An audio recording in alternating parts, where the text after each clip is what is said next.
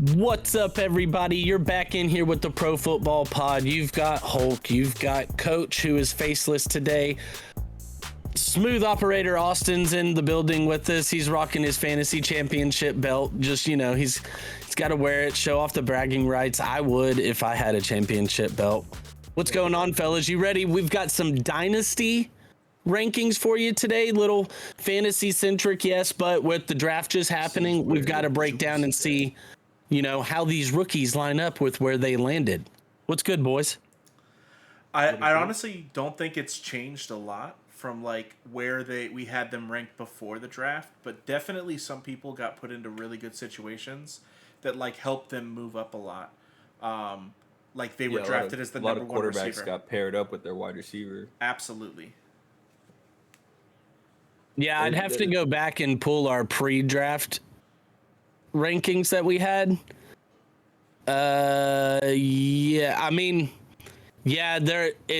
I'm off the top. I see some that have immediately just shifted with where they landed. Yeah. Troy Franklin is like the immediate name that pops out to me, but he was a shocking draft pick. So, we're just going to give our individual list here. We're going to work our way down and just, see how they line up. So, Coach, go ahead and hit us with your first five, your bottom five, 25 through 21. So, 25, I got Ricky Pearsall, barely making the list. Javon Baker, Jermaine Burton, Jalen Wright, Troy Franklin, and Malachi Corley at 20.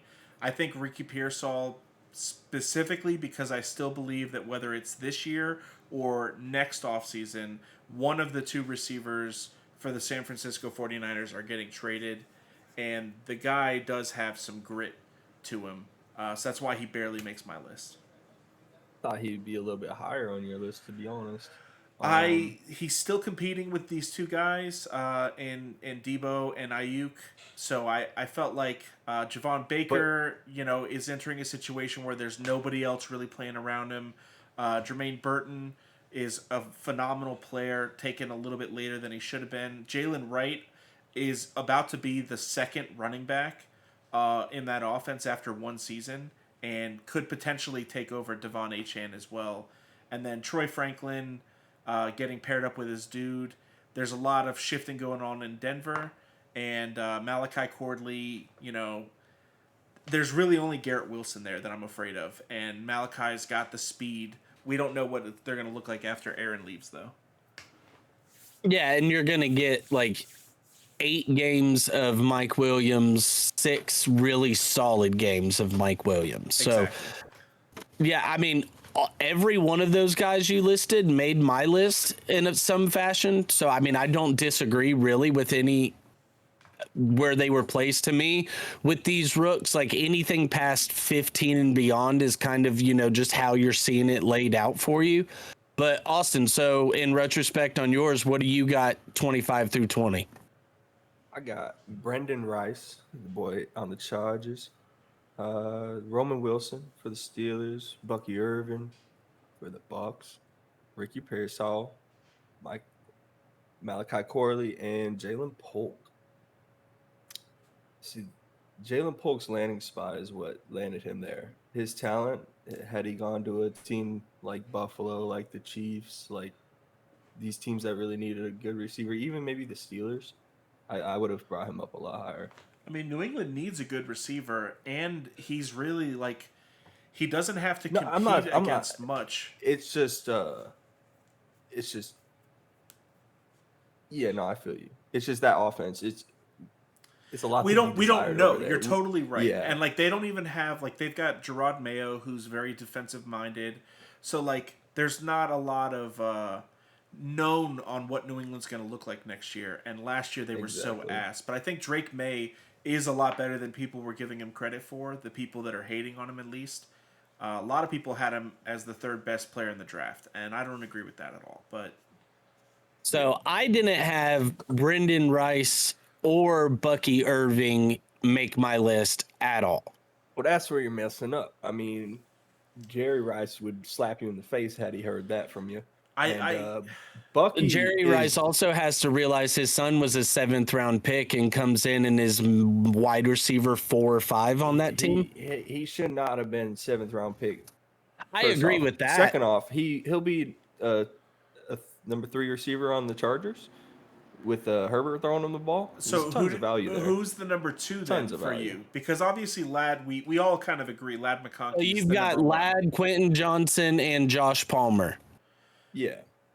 Joshua Palmer is number 2, and then you got Brendan Rice number 3, and then Quentin Johnson is on the bench number 4.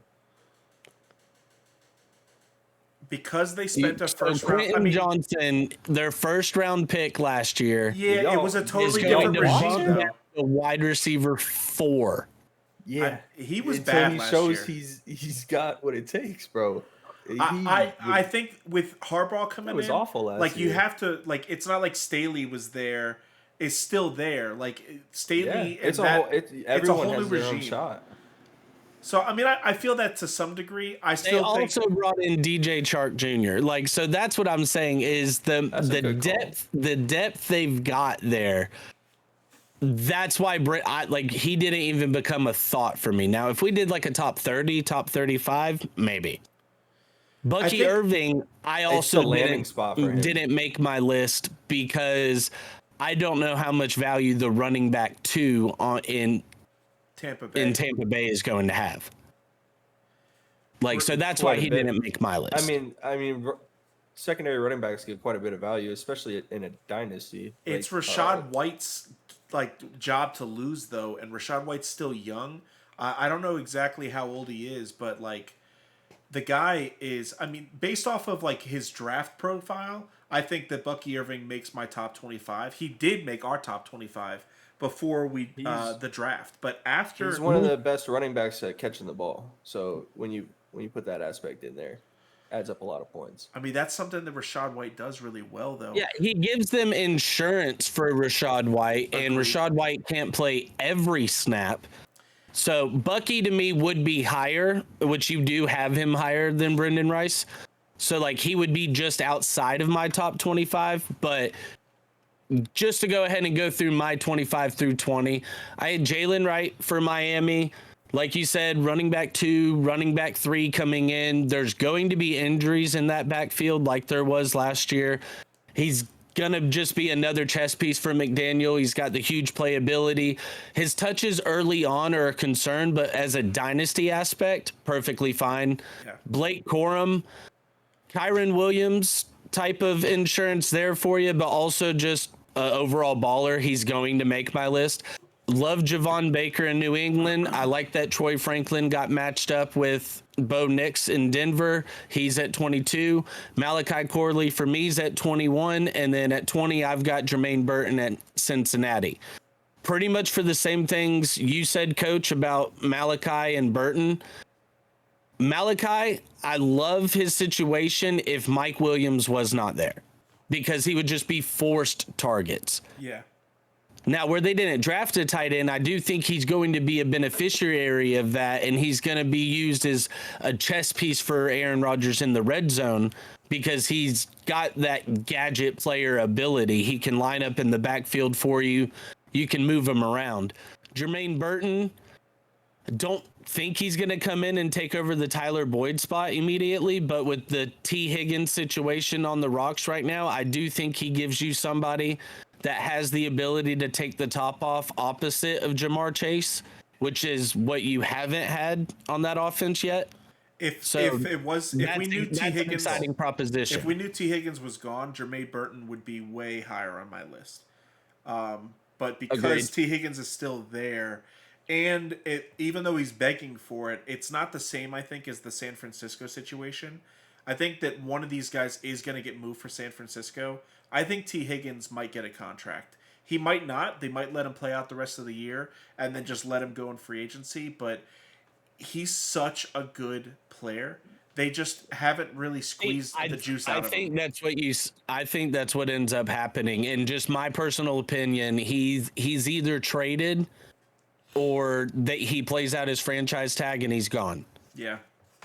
Like that because for me, as soon as he was requested a trade and right after he signed the franchise tag, they had to have been getting offers, so they clearly weren't getting anything on what they felt the value was. So to me, I don't see it as they're looking at a team losing a wide receiver early on in the season and being forced to give up more than what they would need to for T. Higgins, like Dallas. Like, God forbid CD Lamb goes down. Dallas might fork out a late first, second round pick type of thing for T. Higgins to come in so they don't just immediately flop on their face. That'd be awesome. That'd be awesome. So I accidentally did 6. I'm just going to do 4 for this tier. Yeah, go 19 to 15. Yeah. So I did Roman Wilson 19, A.D. Mitchell 18, Jalen Polk 17, Xavier Leggett 16, and I have Blake Corum at 15. Now, the reason I have Blake Corum so high is because of where he landed.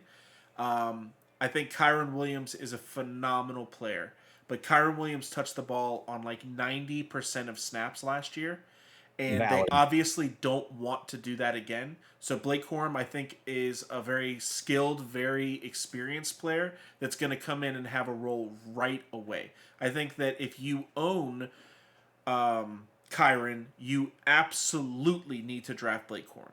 Like, it's not even a question. You need to have him on your team because you need to have one of these two guys. If injury happens, then one of them is going to become super valuable.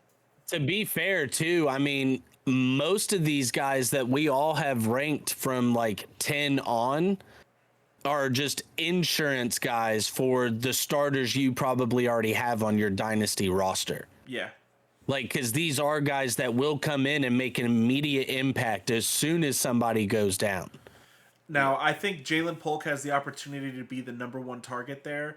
A.D. Mitchell situation. I think he's wide receiver 1 coming in off the bat. Exactly. Like, just not to dive into mine and skip Austin, I also have Jalen Polk at 17.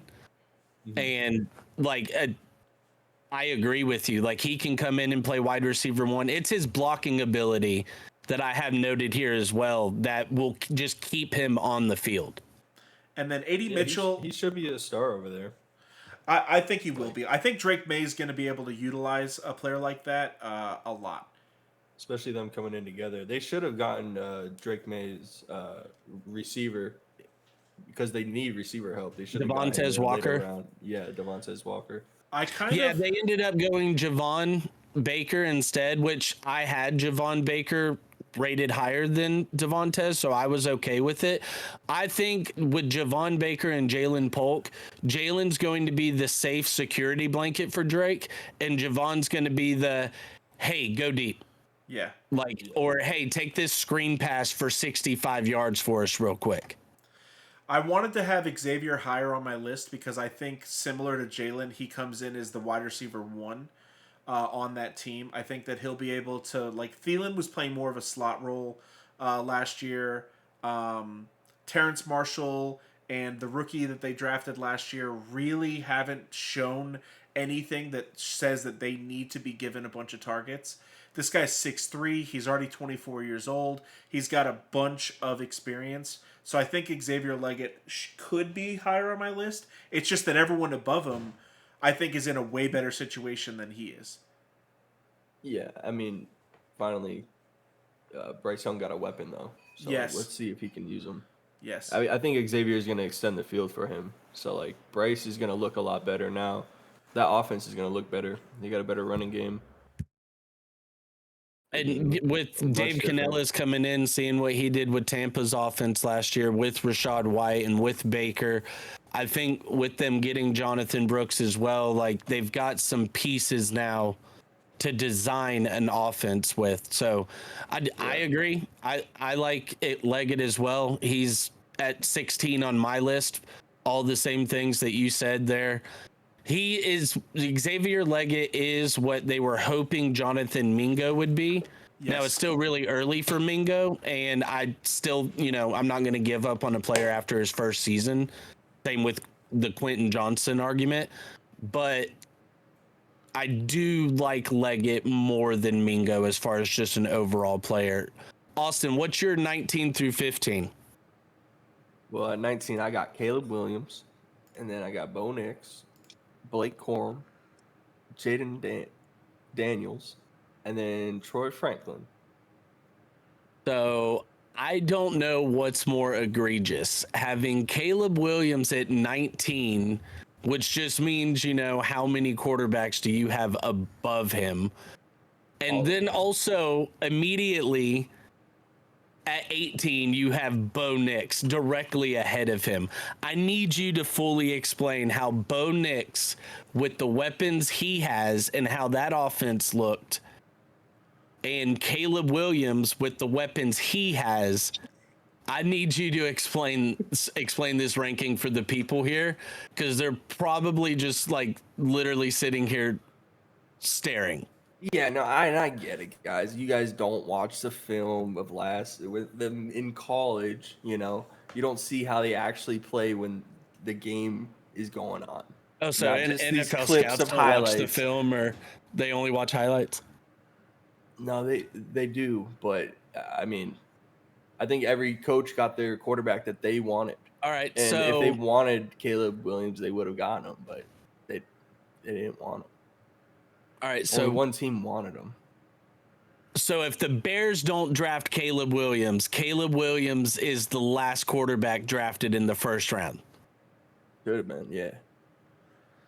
I disagree with you a lot there, Austin. I don't know how to respond to that If without Caleb thinking Williams you're isn't- All right, absolutely I trolling. think he's better than Michael Penix.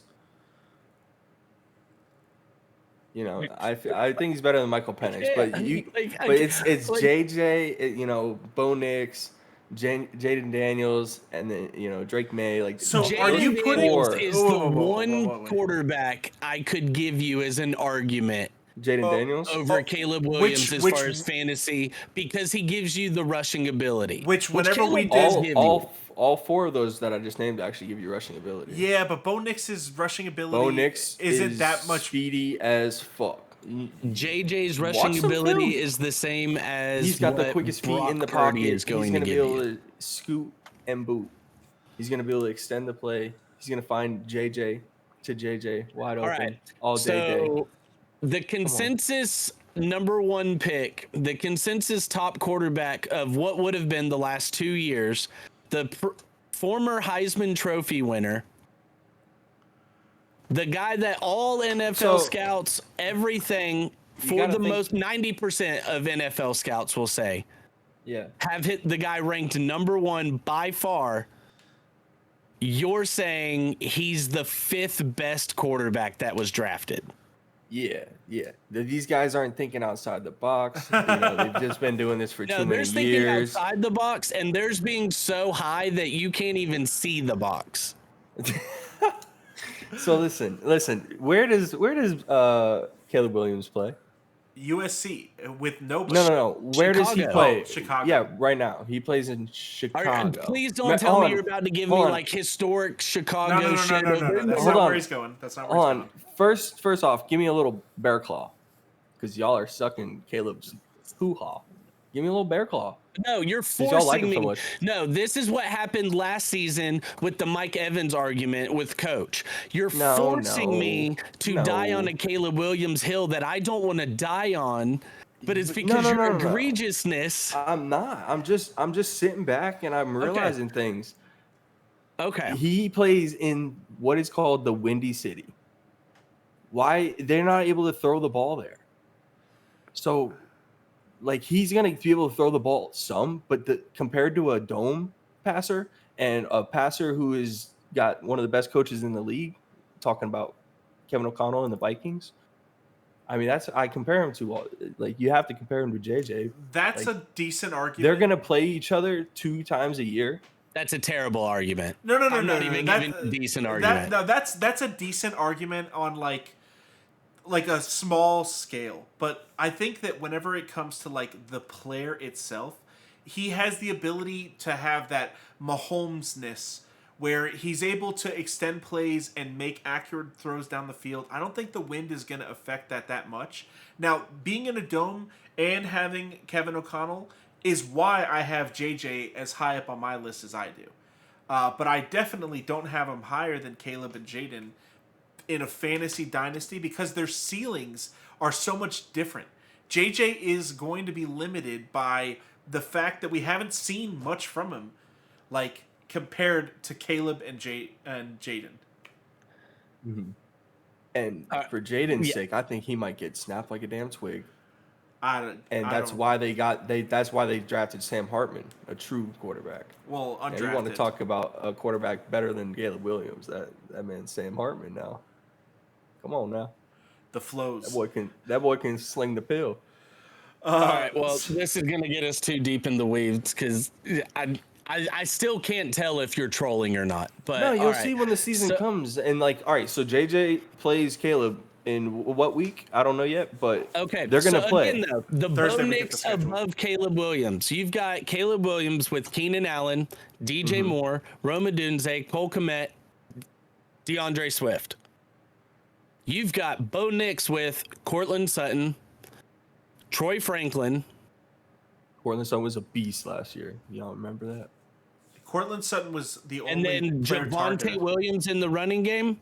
Like they also drafted Audric Estime. And do you not remember their tight end with the flow? Ulrich, Dolch. I don't know. They did a weird name. Come on, they got talent over there. Their defense stops everyone. Their defense was elite. How does that help a fantasy quarterback? Constantly puts them out there on the field. All right, Justin, you got to think about all the aspects. Give us your rankings. So 19 through 15, I've got Roman Wilson. I've got JJ McCarthy at 18, Jalen Polk at 17, Xavier Leggett at 16, and Ricky Pearsall at 15. Ricky Pearsall. So now, Ricky Pearsall being so high. I'm higher on Ricky Pearsall above y'all because of the contract stuff with Ayuk and Debo. Kind of the same thing with T. Higgins going on. If one of them happened to be traded midseason, he immediately steps into a wide receiver 2 role. I also think with them drafting him in the first round, that shows how much they love him as a player.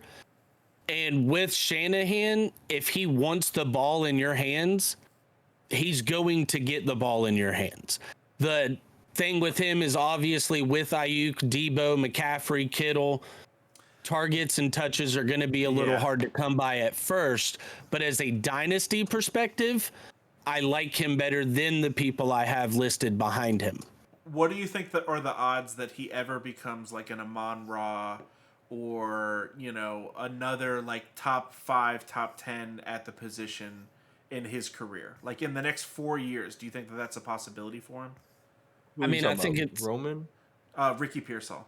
I think it's hard to project like an Amon-Ra just because Amon himself was a 5th round pick and like the 10th or 11th wide receiver taken. Like, and you want to talk about a work Ricky, ethic? He's got big playability, but so for me, it's more of you've got your possession route runner guy with Ayuk, you've got your gadget chess piece with Debo. We know what McCaffrey can do. Ricky's kind of the guy to where odd man out. Let me take it over the top real quick. I think that it's important to look at player ability for certain, and where they're drafted is important. But more important than anything is target share. Like how much target share is a player potentially going to have. It's why I have Jalen Polk and even A.D. Mitchell above Ricky Pearsall, because the worst tight end that you could possibly have in Dynasty that's a great tight end is the 49ers tight end. And it's because he's going to give you 1 game a year where he gets 3 catches for 3 touchdowns, but he's going to give you 7 games a year where he gets 3 catches for like 35 yards and no touchdowns. Well, Shanahan's also kind of become like the Bill Belichick of offense in the sense of he changes his game plan week to week based on the team and defense that he's playing. We've seen Mike McDaniel kind of take that over to Miami a little bit. And that's why, to me, Pearsall becomes intriguing because Shanahan knows these teams are coming in keying on McCaffrey, Kittle, Ayuk, Debo. Well, you've got a 5th guy now that you're going to have to account for that you're just not going to account for. It's just hard for me to start him on my team every week. No, Yeah, but that's where knowing this that. season maybe not. But going forward, when you have two wide receivers that have been talked about in contracts for the last 6 months now, Yeah. I how agree with much longer are Justin there. they going to stay in San Francisco going forward? And I think that's how they're looking at the pick as well. Of let's get a guy in here to where we don't lose a beat if one of these dudes leave. So peeking forward a little bit on my list, I have Lad McConkey as my next wide receiver at 11. And the reason I have him 14 spots above Ricky Pearsall is because Lad McConkey doesn't have to compete with anybody for touches. Like Austin isn't wrong. Quentin Johnston looked horrible last year. And if he looks horrible again this year, he's gone. Like they're not going to give a fuck about the fact that they spent a first on him. No, And Harbaugh won't care at all. He'll ship Yeah. him out for a fourth round pick and be done with it. And Lad's going to be safe. He's going to be easy to fit into their system. He's going to block for him. He's going to do all the things necessary. The top tier wide receivers, they all have an ability that is unbelievable, and it doesn't really matter where they go. Like Brian Thomas Jr. Isn't in a great situation, but his ability is just so good. I had to put him super high on my list, but I'll let me give you my next five. So at 14, I got Trey Benson. At 13, I've got Drake May. 12, I've got JJ. 11, I've got Lad McConkey. And then 10, I've got Jonathan Brooks. And I put Trey Benson where I did because all he has to worry about is James Conner. Drake May and JJ are both absolutely going to be starters this season and for the next 4 or 5 years. They're going to build teams around these guys. I think JJ I could have put a little bit higher, but I'm not that sold on him. I do believe that he's in the second best situation of all the quarterbacks to be in. I think the only one that has more weapons and more of a team around him is Caleb Williams. Caleb Williams has, on every single tier, he has an amazing thing around him. I get what Austin, I get you. He's got JJ, he's got Addison, he's got Hawkinson, and he's got Aaron Jones. But Aaron Jones is 29 years old. Like, think about that whenever they play. Another point to when they play, Addison used to play for USC. So, like, he's going to want to whip up on that Caleb Williams ass. I hear that. So look and for then that in the betting game. Lad McConkey, like I just said, he's in a phenomenal situation. Jonathan Brooks is the starter week 4. Chubb will probably get the start for a little while, but as soon as Jonathan Brooks, I heard that he's going to be back in August. So he'll be able to finish up training camp. He'll be able to start getting his reps then. By week 4, week 6 at the latest, he's going to be getting the starting load. They love everything about that guy. The way that the coach, I can't ever think of his name for Canales, the way he talks about him, he's a weapon on every facet. He's going to block. He's going to run the ball. He's going to catch the ball. He does everything that Canales wants from a running back. So that's why they took him as the first running back off the board, early second. Yeah, motherfuckers. Dallas for that. Heard that. And they just gave up after that. So, Austin, what do you got? Austin, so who you got 14 through 10? So at 14, I got Jalen Wright. Then I got Drake May. And Marshawn Lloyd. Xavier Leggett. And then A.D. Mitchell. So Marshawn Lloyd's the one I want to talk about because you have him at 12, and he's another one that neither me nor Coach have ranked. That's interesting. And you have him at 12. Aside from him being RB2, so like RB I could have thrown him. 2.5. I mean, AJ Dillon got re-signed. I could have thrown him on my list somewhere, but why do you have him so high? Because of the talent and the landing spot, how young that team is. It's a dynasty we're talking about. They just paid Josh Jacobs, man. Like, it's not like they didn't give him the the bag. bag. He's also an older running back. He's only 26. They only signed him to like a 1-2 year deal, though, right? But we see that's correct. He doesn't really hold up. He gets banged up pretty easily. I mean, he has. So, like I said, from a dynasty perspective, I should have put him on my list. from a dynasty perspective, I should have put him on my list. But to have him 12 above all those wide receivers and other running backs, that to me is just where I don't see it. Like Coach said, he's like running back 2.5. With bringing A.J. Dillon back, this A.J. Dillon season was to me, he trash. carries virtually no value.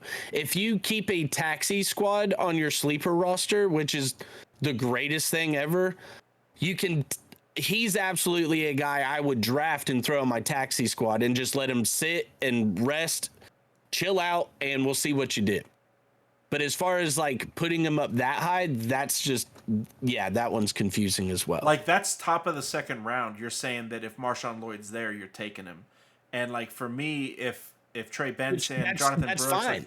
like, I would love for you to do so if I was in a draft for you, because then that means all those guys fall to me. there's just so much The wide talent's receiver there. value in this draft that I only have a couple running backs even on my board. All these receivers look like they're going to completely change the landscape of the league. And these running backs are just like, I'll wait for next year for the next slot of running backs and try to snag one then. Yeah, so my 14 through 10, because I've got my last two running backs in here, I had 4 total. A.D. Mitchell at 14, Trey Benson, Arizona at 13. I've got Drake May at 12. I've got Jonathan Brooks at 11, and Lad McConkey I've got at 10. Here we go. I love the lad. I agree with everything you said there. I think he comes in as wide receiver 1 right off the bat. I think overall he's just the best well-rounded wide receiver they're going to have on that team. His athletic ability with his route running, he can take it over the top. He's a good possession guy. Like, I think he's just going to be, like you said, the security blanket for Herbert. Drake May at 12. It's, yes, Austin, you even pointed out all of these quarterbacks have rushing ability, which most quarterbacks these days have to have rushing ability. For me, it's Drake May's willingness to rush. He does have that Josh Allen mentality to go with a 6'4", 235-pound body. So for me, in that cold weather in New England, the way that they're projected to possibly use him, I don't think he gives you value this season because you just really don't know when he's going to start. I think they're fully Jacoby Brissett starting. We're going to see how it works. We want to sit Drake for the full year if we can, but going forward, absolutely love his value.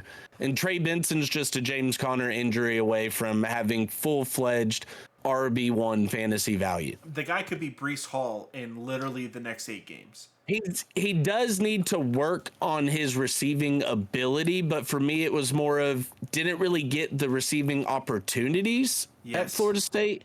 So did he not get the opportunities because he lacks the ability he needs there, or he just didn't get the opportunities? So for me, that's not enough for me to knock him. Like, for at least 2 downs, first and second down, he's going to give you value. And like I said, James Conner goes down, his touchdown value immediately shoots through the roof. So my 9 through 5 is Jaden Daniels, Caleb Williams, Brian Thomas, Keon Coleman at 6, and then I have Brock Bowers at 5. If this was a super flex, then Jaden and Caleb would be 1 and 2. That is honestly that, and then JJ and Drake May moving up, and Bo Nix being on the list are the only things that I would make different if this was a super flex. But with it being a standard, Caleb and Jaden obviously are going to have a lot of value. It's just that the 7 guys ahead of them are all going to have way more fantasy value than the other prospects in front of them at the position.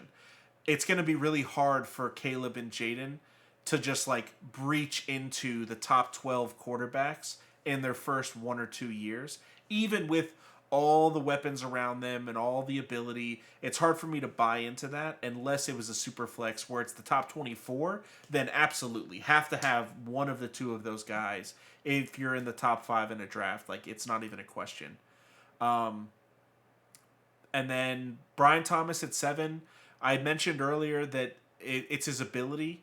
I realize that he has a lot of mouths to feed in front of him.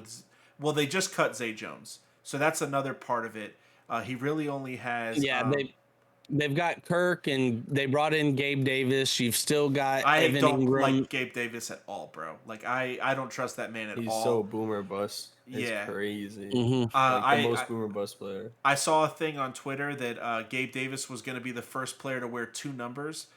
He was going to wear 19, and then he was going to wear 0 for all the weeks that he wasn't going to put up anything, so that people know. So I actually respect that. That would be appreciated, actually. It was just a joke, Austin. I don't think he's allowed to do that, but that No, would be not. nice if he just let everyone know, like, yo, I'm putting up a goose egg this week. Don't bet on me. So no, bet on him for his under. Yeah, that's what we need to know. For real, though. Yeah, no, I'll get into the quarterbacks later because I do have them, much higher. But I agree with the Keon Coleman at 6 because he's literally immediately is the best receiver on that team. Aside from the tight ends, nobody's really going to take targets from him. Yeah, now, Dalton Kincaid is the only his one. problem, and it was his problem coming in, was the separation issue. He just doesn't have the burning speed to get that separation. But when he comes down and they're in the red zone, 30-yard line going in, that's where his value is going to become insane. And I do like what he can give you as far as a development factor. I mean, we've all seen the videos going viral of the guy and his interviews, and he just seems like one of the most down-to-earth dudes. So you do hope that, he's able to listen and progress and do what he needs to do. I love his ability. I wasn't as high on him coming into the draft as you guys, but his landing spot, yeah, I can see how you have him at 6. I think on mine, I ended up with him at 9, so he's coming up on my list here. I agree with you there. And then Brock at 5. Let's say I had Brock at 8. And so for me, I also have him as a top 10 guy. Not scared about Mayer. To me, his value gets more hampered by Jacoby Myers and Devontae Adams, which Devontae Adams, how much longer is he going to be there? Michael Mayer is a much different player and tight end than Brock Bowers is. Michael Mayer is more your inline tight end, where Brock Bowers is going to give you more of that slot work, even some outside ability in the red zone. We've seen Brock Bowers on end arounds. We've seen him on sweeps. We've seen him on pitches. Like, the dude just get the ball in his hands. He's an athlete. So he was the best tight end in college football this year and last year. Yeah. With Dalton Kincaid, Michael Mayer, with you just got me, Austin, on that one. With Sam Laporta, all those guys that, like, Dalton Kincaid and Sam Laporta took the league by storm last year. Nobody has done that as a rookie tight end. Like, that does not happen. It was a total anomaly. So we are seeing a shift in the way tight ends come in and produce. That's why I have Brock so high. Absolutely, the way that let's just go ahead and spoil it before we get off the rails later in this list. Austin, you do not have Brock Bowers on your list. Is that because you forgot him, or because you have Bo Nix and Bucky Irving and Brendan Rice and Marshawn Lloyd ranked higher dynasty value than Brock Bowers? Because those are position guys. They'll score more points over the long run over the season, than Brock Bowers will. 1 in every 5 teams. Half of the league needs tight ends. There aren't enough tight ends. I think that you have to value tight end higher than that. From a dynasty perspective, it's so hard to have a good one. From a fantasy perspective, yes, they're tight ends and they're slotted that way. But that's where, honestly, I'm all about leagues that, yes, it's more of a structured, different type of setup. But I like leagues with no tight ends. Thank you. Like, you just run an extra flex see, for me, it's more of pass catchers. And if you're taking out a tight end and giving me a third flex, Brock Bowers would absolutely be in the third flex category for me. depending on, how deep your roster is and shit. But I mean, like I said, the dude is going to give you value. Like, you not having him ranked to me, like, your list is making me have an aneurysm because you've got Caleb Williams at 19 below Bo Nix. Brock Bowers doesn't even make your list. Marshawn Lloyd's at 12. Whatever you're smoking, sharing is caring, buddy. That's all I gotta say. That's all I gotta say. Listen, the belt speaks for itself. Come on now. Yeah. All right. So, yourself one of Austin, I guess these. go ahead and give us your 9 through 5, and let's pull the Band-Aid off of that one. Okay, let's do it then. I got JJ McCarthy at 9. I got Xavier Worthy, Trey Benson, Jonathan Brooks, and Roma Dunze. Now, you've got Roma Dunze and Xavier Worthy really low for me. Roma Dunze, whenever Keenan Allen is gone, is going to be in a very, very, very good situation. He was a very highly touted player, but Xavier Worthy is potentially in the best situation of all the rookie receivers except for Marvin Harrison. Like, we don't know what's going to happen with Rashee Rice, but we do know that Kansas City is not about that shit. He's getting suspended for something, for at least 4 games, probably 8. I think it's a minimum 6. Yeah. And we know that Xavier Worthy is the type of player that Pat is going to be able to take advantage of. Whenever Pat's running around like a fucking chicken with his head cut off in the backfield and he just needs to sling it up to somebody, that dude's going to have separation on the field. Like, we know that. That's why I have him super high on my list. You can't say that because that's one of Austin's knocks on Caleb, is that he runs around like a chicken with his head cut off, so you can't say that. Yeah, but Pat's shown that he can do it in the NFL. I still don't believe that Pat is a real person. I think that man's I know. Every time I'm watching, I'm like, that guy's absolutely an alien sent here to be like, hey, football's easy. Yeah. I've stopped hoping for Pat to fail because it's just not going to happen. But ever since he was drafted, I was like, this isn't sustainable. This isn't sustainable. You can't be this. But there is one person on the planet that can. I think that I've got Xavier at 4. I'll give it like I think that there's only 3 players that have a better situation than him long term, and it's all based off of their ability. He is the best situation besides Marvin Harrison.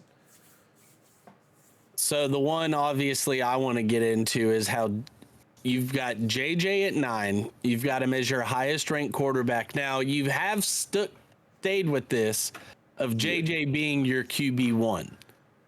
He should be everyone's QB1. Now, I really wish JJ played for any school other than Michigan, because it's so hard for me not to take that as Michigan bias. I know. I understand the situation he has with JJ McCarthy or Justin Jefferson and Jordan Addison, Hawkinson there. I get that. Obviously, still has to beat out Sam Darnold. We don't know. Sam Darnold could come in and have a Geno Smith type year. I am hoping for it. Love the guy. Hey, I will not throw any blasphemy on Sam Darnold. Tickets. Sam Darnold just got to play for the 49ers, and if Shanahan cannot utilize you, then nobody's going to be able to utilize you. He also got brought in to be a backup to Brock Purdy. That's why they traded Trey Lance. He got brought in to be a backup to J.J. McCarthy. They wanted J.J. They didn't have J.J. on the roster yet. But they wanted Drake May.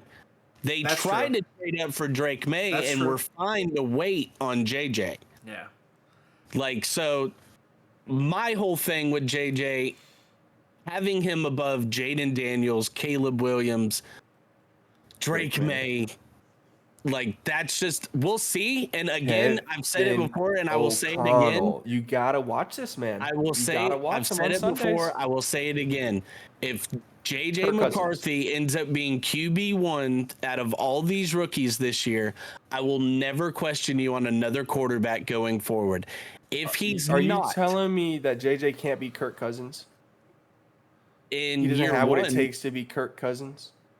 In year 1, no, I don't think he's going to come out and be elevate Kirk Cousins. That's why Kirk Cousins was Kirk Cousins. Those receivers are I extending. mean, Kirk Cousins got the plays. bag and put up stats in Washington. Can you tell me who his receivers were then? Did he? Was he there for? Okay, Was he so there for? yeah, that's all I'm what's saying his name? is time will tell because there's no logical reason to why you have him ranked there, aside from it's he played for super Michigan and brought a logical. national title to you. Literally, I just laid it out to you. It's Kevin O'Connell, Justin Jefferson. They play in a dome. After I say Kevin O'Connell, you should be like, oh, okay, I feel you. I should bump him up on my ranking. Like, Yeah, see, this Kevin dude, O'Connell doesn't this do it dude for me made like that every yet. quarterback last year that he had on his team look like one of the best in the league. I- Everyone in fantasy was freaking out over any quarterback that was playing for the Vikings. Was that because it was Any Kevin quarterback. O'Connell scheming up masterful offenses, or because their pass defense was trash and they were constantly on the field in shootouts, and their quarterbacks were having to throw 45 to 50 times a game? They were putting up stats. Who They was were putting I up mean, yeah, if points. you're throwing 50 times a game, you're going to put up 300 yards. who was the guy that started with Arizona? Who's to say they're I not can't going to think do of his that? name right now. Quarterback started with Arizona and then ended up getting traded to Carson Palmer. to Minnesota last year. Oh, Josh the Dobbs. Rocket Man. Josh Dobbs. The fact that everyone was freaking out about Josh Dobbs. It was his rushing that everybody was freaking out about. He was giving you 60 rushing yards and a rushing touchdown every week. I And think JJ's that faster than him. I'm not going to say that. I do think that JJ is very athletic, though. Like the drills that he did run, his 3-cone was better than every quarterback in the draft and was better than all but like 3 or 4 receivers. He's very elusive. Now, granted, I do that's want alarming. to guess, but most skill guys did not run the 3-cone at the combine. Okay. That's Most a good skill point. guys they don't do the 3-cone and stuff anymore because of the potential of ACL and MCL, just ligament overall injuries doing that. But I will say, yeah, the dude's got some quickness and stuff to him. Like I said, honestly, his game reminds me a lot of Brock Purdy. Like, he's solid, Oh my God! but to have him above Jaden Daniels I and gotta go. Can I have Caleb some of what Williams. you're smoking? You just said he's Mr. Irrelevant. You said he's on the same scale as a Mr. Irrelevant. That's yeah, nuts from to me. what Brock Purdy has shown in the league and the Brock system Purdy- he's working with, yeah. Brock Purdy was the top 5 quarterback last year. Yeah, look at those weapons he had to work with. The best in the league. Christian McCaffrey, Debo Samuel, All right, Brandon so Ayuk, George back Kittle. to logical reasoning. My 9 through 5, Keon Coleman is at 9, Brock Bowers is at 8, Brian Thomas Jr. I also have at 7, Xavier Worthy at 6, and I've got Rome Odunze also at 5. Rome, he comes in as wide receiver 3 behind DJ Moore and Keenan Allen. One injury to those guys, he automatically becomes a target monster on that team. I think him and Caleb both coming in as rookies together. Obviously, they're going to go through all the OTAs, all the rookie mini camps. Every step of the way, they're going to be developing that chemistry. So I think that also works into his favor. I think Keenan Allen is also kind of the point of his career where he's kind of cool playing the mentor role. Like, yeah, let me get, my 6 to 10 targets a game and just see what I can do with them. Let the young guys eat. Xavier Worthy, same thing you said. I think Pat's been missing the big playability. He's obviously got the job done with back-to-back Super Bowls without having it, but you've seen it in his stats and his average yards per attempt, average yards per completion. Just all of that is just the lowest point it's ever been. You give him somebody like Xavier Worthy, and they also brought in Marquise Brown. He's now got that big play over the top. It's just a matter of you've seen the Kadarius Toney effect and all the drops that you've been getting. It's not really like Xavier Worthy and Marquise Brown are the most possession reliable guys, but the big playability with Pat, that he's got to be high. Like, that's why he was easily top 10 for me. Okay, so we're at almost an hour. We only have 4 more to go. I think that, Justin, explain to us your top 4, because we already know what it is. Let the people know. And give us why, in a standard league, you think Jaden Daniels and Caleb are top you have one and two without any spoilers. So Malik at 4, Marvin Harrison Jr. at 3, and then I've got Jaden Daniels at 2 and Caleb Williams at 1. Regardless of a super flex, my thoughts going into making this list were, if you're picking in the top of your dynasty draft, more likely than not, you probably don't have a quarterback. Now, you may have been in the situation where your starting quarterback was a stud, but he got hurt and kind of fucked you throughout the year. You weren't able to make a trade for one. Okay. More than likely, you don't have a stud quarterback on your roster. Also, with the thought of any superflex, a superflex should not be called a superflex. A superflex should be called a 2-quarterback league. Yeah, because if you don't have 2 quarterbacks, you're fucked. Well, exactly. So to me, that just tells me the actual value that quarterbacks do have on your roster. When you have a quarterback that you can plug in there and get you 18 to 22 points for sure every single week, you're absolutely going to take that in the top of your draft. Yes, Marvin Harrison and Malik Neighbors and Roman Dunze, they can give you the possibility of a 30-point game, a 20-point game, 15, 12. Like, they can give you those outputs, but they're also reliant on other players far more than quarterbacks are when it comes to fantasy output. I'm reliant on Malik Neighbors having Danny Dimes all of a sudden become an accurate quarterback and be able to make a wide receiver fantasy relevant. I'm not betting on that. Yes, he's top 4, but that's just because of his overall big playability. So it's also easier for to find a deep sleeper quarterback that's just putting up 15 to 20 points a game because he has to, because he's the quarterback. It's almost like pitching in baseball. They're going to get their points regardless. That's my point as well. The disparity between the number 12 quarterback and the number 20 quarterback, and the disparity between the number 12 receiver and the number 20 receiver is massively different. It's the same for running backs. Like, that's where running backs were taken you had to get one in the first round every year, because if you didn't, then you weren't going to get 20 points from a running back at all. Like, it wasn't, unless you got lucky. So that's my thing with not taking my quarterback super high unless it's a super flex, is that, we could start naming them. You got Josh Allen, you got Pat Mahomes, you got Tua. Like, Kirk Cousins, without tearing his Achilles, is probably going to have a better season than Caleb Williams and Jaden Daniels for the next 2 or 3 years. And he's 36 years old. So, once you have a quarterback, you only need one, and you get to hold on to him forever.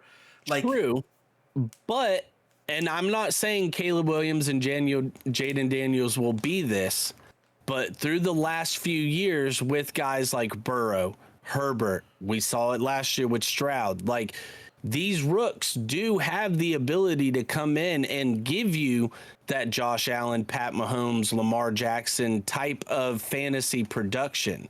So I do understand what you're saying as far as the disparaging. But my whole thought of, and I will preach this throughout all of our fantasy stuff, I love players I can put them in and forget them. Yes, agreed. So if you have a Josh Allen, a Lamar Jackson, a Pat Mahomes, which is what most people are projecting Caleb Williams and Jaden Daniels to become into, then absolutely sign me up for a guy that I can put him in and just not worry about it.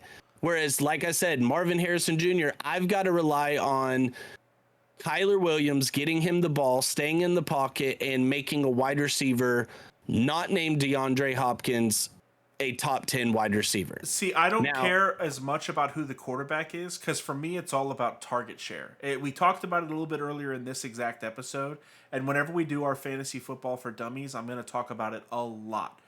Target share is what matters the most. If I can get 30% of all the targets on my team on one player, I want that player. Doesn't matter who they play for. It doesn't matter if they play in the snow, because they're going to get enough targets. It sounds like you're describing my player I'm talking about right now at Who's number that? 4, Keon Coleman. Keon Coleman, I have him at 6. 30 targets a game. He's not 30, but he's going to get target share. The only reason I have him lower on my list, Austin, is because the target share that Josh Allen gets is more than everyone else on his team. Josh Allen gets 50 to 60% of the targets, if you will, because of his running ability and just like the way he feeds his tight ends, the way he likes to hit guys like Khalil Shakir over the top, like that's my whole thing. That's why I was a little lower on Keon, but I do understand the argument with Keon. I fully understand y'all having, like most people, Marvin Harrison at number 1 and Malik Neighbors at number 2. I get it. And that boy Ladd at number 3. But like I said, I go into it of when you, especially in a dynasty, when you have a top quarterback, every single year going into your rookie draft, you feel like you're just cooking with grease. Like you're just literally just adding. You're just adding to your fire there, a good point. Building your roster up. So, and I also go into it looking at it as a guy who is potentially going to be added, hopefully, or looking anybody who is going into a potential dynasty. Like I saw on Twitter the other day, a guy had like 4 or 5 dudes just drop out of his dynasty, right? So dudes coming in, picking up those rosters. If you pick up a roster and the quarterbacks that you're working with are what were a Kenny Pickett and a Sam Howell and nothing at all, yeah, you're going to draft Caleb Daniels number 1 overall. You have to. I agree. You can't draft that player, but because he doesn't exist. One of those two. Either Caleb or Daniels. You're drafting Caleb Daniels. Like one of the get them both. Guys, that's who you're taking. For both. That's what you're doing. You're I agree. Trades and you're getting both of those motherfuckers. I agree with you. Get totally. on the team. I have Josh Allen and I have Anthony Richardson right now. So like for me, I don't think that I would take either one of those guys. Not have the value on either one of those guys that I would have. So that's how I was looking at it, as I'm coming in and building a dynasty with the thought of, hey, I'm coming in picking up a roster, or most teams, like I said, or you're the dynasty, first overall pick. Yeah, in a dynasty, if you're picking at the top, you're probably hoping for a quarterback. Like, I would hope to God you've got at least 2 to 3 wide receivers on that you decided to keep, to where you have the luxury of passing on a Marvin Harrison or a Malik Neighbors. But unless you are in a super flex, see, for me, I think in a super flex, Caleb and Jaden might would have been a little lower because of the disparity and the ability to snag a Drake May and a JJ McCarthy later, or a JJ and a Bo Nix later, and doubling up on your quarterbacks. All 5 of those guys go in the first round of a super flex, just because quarterbacks are so valued. Yeah. And I legit was reading a thread on Twitter today about how Superflex Dynasty or just Superflex rosters overall are completely jading people's thoughts on how quarterbacks, because quarterbacks right now, I guess, are going so much higher than what they used to go, because everybody just has this Superflex mentality. Yeah. And it sucks to a degree, because what ends up happening is like Hendon Hooker ends up being on someone's roster. Like you're drafting all of the like backup quarterbacks. Let somebody fall. You're literally like, okay, if this guy gets hurt, then I'll have a dope quarterback. But like, because I have no quarterback, I need to have 5 on my roster, and it messes up your roster. You can't make that mistake. Mm-hmm. You have to play for now and make that move whenever it happens. Like I think that building out a good roster is about having good receivers, 1 or 2 good running backs, 1 good quarterback, and having a good tight end. You don't have to have 5 quarterbacks on your team. It makes no sense. But Austin, give us your last 4 in order so that we can wrap this up. Like I said, Keon Coleman, Ladd McConkey, and then Malik and Maserati Marv. Yeah. I mean, me and you are very similar. You don't have Rome as high, and you don't have Xavier as high. We already talked about Ladd a bunch. He's in a phenomenal situation. Xavier, you know. Yeah, for me, it's just the situation for Ladd is great, but the player isn't a top level athlete at the absolute peak of the position. Cooper Kupp, I can't unsee that. So like, but Cooper Kupp only did it for 1 year, and it was a lot of his connection with his quarterback. Injuries, so. Yeah, that's my issue. Like Rome, Xavier, Malik, Marvin Harrison are the 4 best athletes in this draft. The 5th best is probably Brock Bowers. Like that's disgusting to say, but like the guy, if you watch him play football, he gets it in space and he is in a monster. Keon Coleman's situation, Brian Thomas, phenomenal athlete. Caleb and Jaden, like that's why my list falls the way it does. But we just hit an hour. If you're still listening, thank you for joining us as we all talked our mess. We are going to be doing a fantasy football for dummies for all those out there that have no idea how to play fantasy football and they want to get themselves a belt like what Austin's rocking right now, or maybe a championship. Between the 3 of us, we have 7 championships in just the last 2 seasons alone because we know how to play fantasy football and we know how to win the big games. So make sure you guys like, comment, and subscribe. Listen to that outro music. We love you guys. We appreciate you guys. Go to Tulsa Roast Tea at TulsaRoastTea.com. And hit the damn notification bell